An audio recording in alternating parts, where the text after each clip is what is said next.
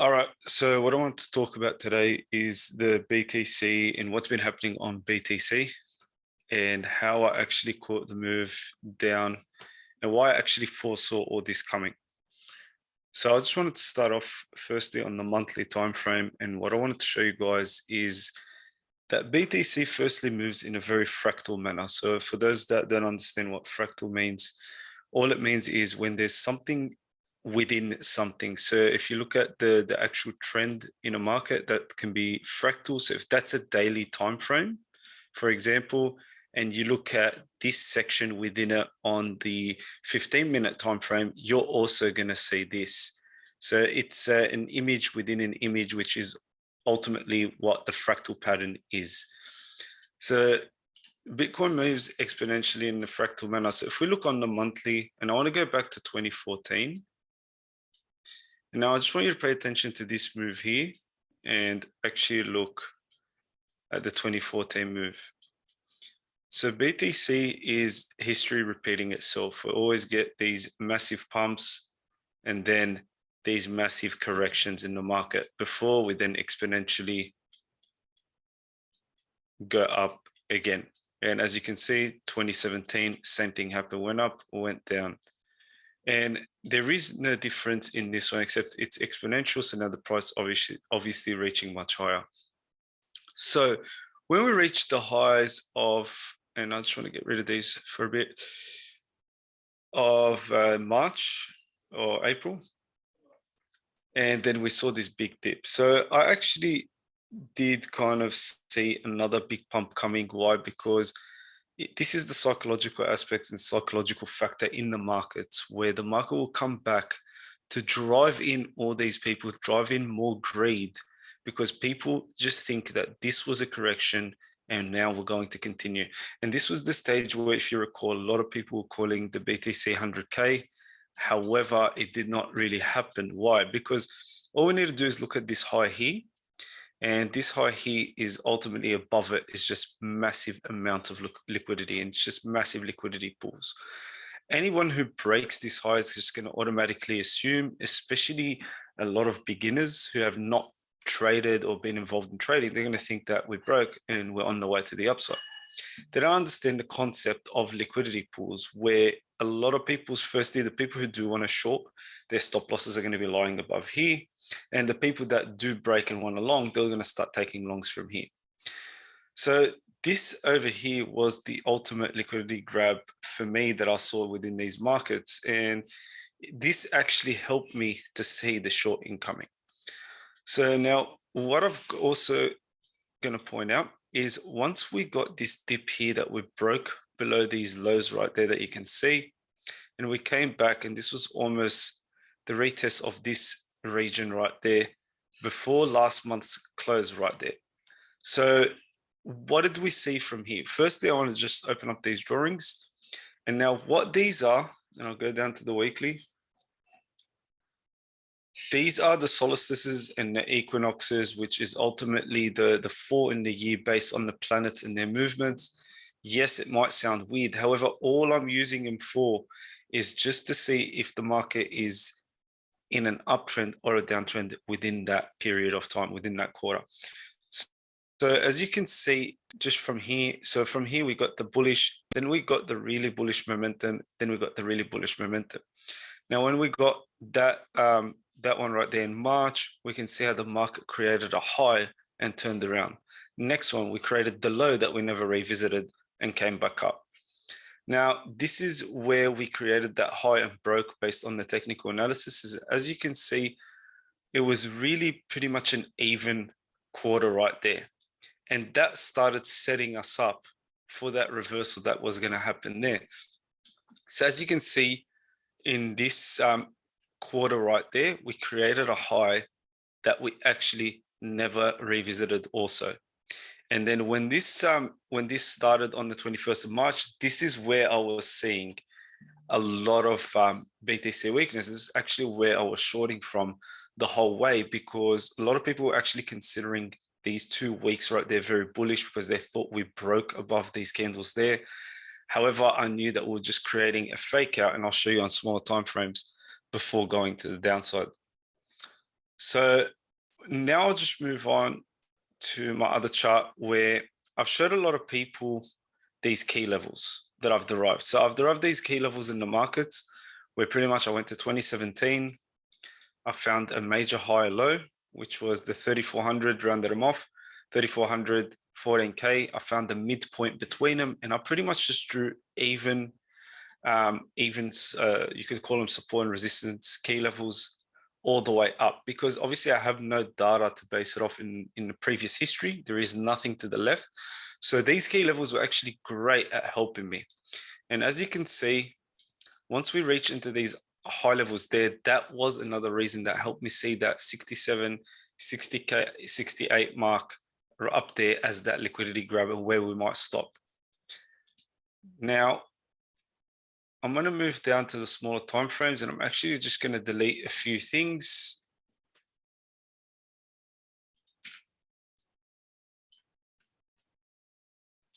So as you can see on the way down, we started breaking market structure. So basic understanding of market structure, you can see we've got the lows, the highs, the lows, the highs there.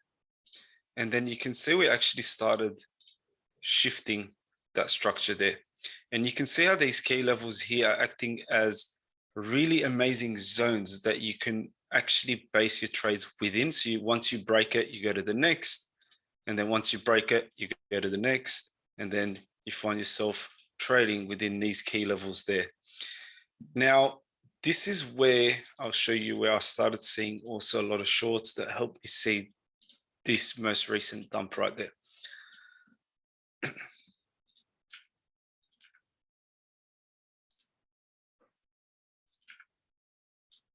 So this right here. So what I did see up here is on a weekly time frame, I pretty much had this supply area right there. And now I'm looking at this whole supply area, and I'm going down to the daily time frame, and I can see that 45,800 key level right there. And now what I also do see is that we had one high, two high, and this is another form of a liquidity grab right here also. Now, obviously, you can't really predict whether that's going to be the high, whether that's going to be the high. So all you have to do is just move down in time frames. So now let's go down to the hourly and let's see what happened in this area. Once again, I just used the basic market structure where I looked at what was happening in the market in this area. So I saw these highs there, and then I saw this break right here of all this structure. And then I saw that the market created this area of supply once again up here. And now if we pay attention to that, what we can see is the market tapped once, twice, three times into it, giving us three different opportunities to actually decide if we want to enter. And within this, we can see how the market was actually also shifting in structure along the way. And then once we broke it, you can see how the market started moving right down into that 40,500 key level. Now we found a bit of, you could say we found a bit of support there, and we moved sideways for a bit before we came and actually started moving back down. So now let's go back and try and see this next area of interest. So this next area of interest was here, and this was pretty much the market moving around in that 40,500 zone. And now the market broke to the downside, and you can see we moved well below the 40,500, and we actually continued these lower lows right there. So this move right there, how did I actually see that? Because I actually foresaw that, and it was quite clear to me that the market was going to move to the downside from there. So firstly, what I actually saw is that was the beginning of a new week right here. And we can see that the market actually, so the market started the week, opened up the week, I think it was around here, and moved to the upside. Now I can see that there's a high there, And I can see that clearly there's a lot of liquidity that we're going to collect from above this high as well.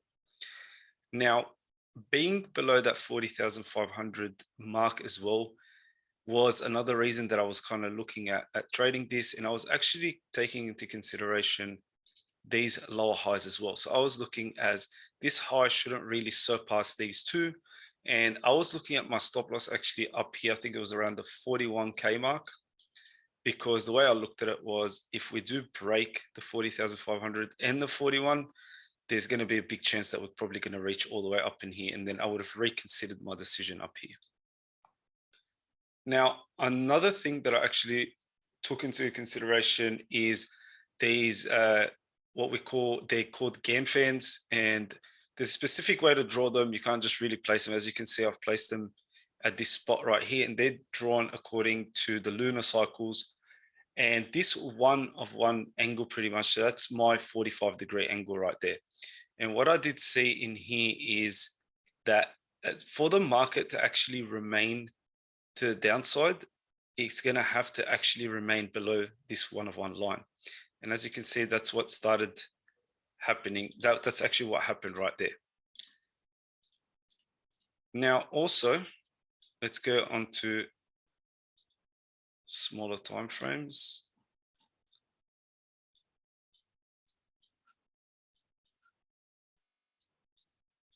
What we can see is the market tapped it perfectly right there. And this gave me my entry, and obviously with many other factors that I was using, such as volume and my volume indicator, to take this trade to the downside. So ultimately, what I was looking at is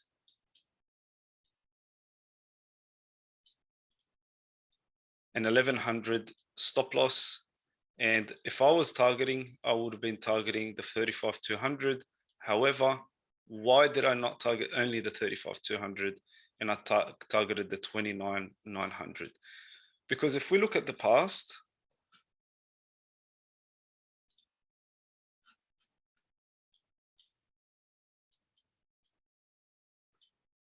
the 35,200 area has actually been exhausted at these 2 points right there. So the market on its way down came down, actually tapped into this 35,200. It went back up, came back down, tapped it a second time. So now the way I was looking at it is, the next time we actually face this 35,200 key level, it's already been exhausted. All the buying pressure here should be exhausted and will most likely go right through it. And that's exactly what happened. So now looking at the next key level, and you can see how this is playing out perfectly in the live market. So we've got 29,900 is my next key level. And not only that, so I've got the angle right there. So that's the angle I was just describing to you. And you can see how one of them actually lines up with this 29,900 perfectly. So that couldn't have actually been more perfect than this right here, than this tap right here, where the market actually tapped into it and bounced up. Now, what do I actually see occurring from here on? Well, there's a few things I do see. The market can actually slightly recover and dip back down all the way down into, I would say, this next level. However, before that, I'm actually seeing potentially a bounce into the 35,200, maybe even slightly higher, before the market wants to make its actual continuation. So yes, I am looking at the market in a very bearish outlook at the moment. You know, don't ignore what you see right in front of you, because all these things are there for a reason. So the market is actually breaking structure points, breaking levels that we haven't broken in a while. So you can see these levels here, here and here. We've just tested this area right here, and it's very, very clear to see, especially on these bigger time frames, that we are actually bearish at the moment. Another thing I didn't actually mention is at the top there.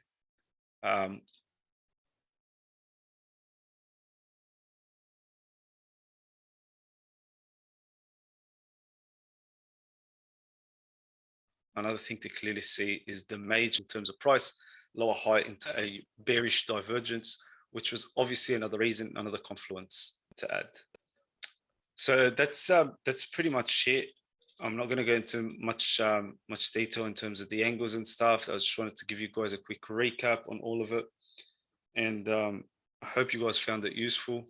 If there's any questions, just pop them in the chat now, and I'm happy to answer them.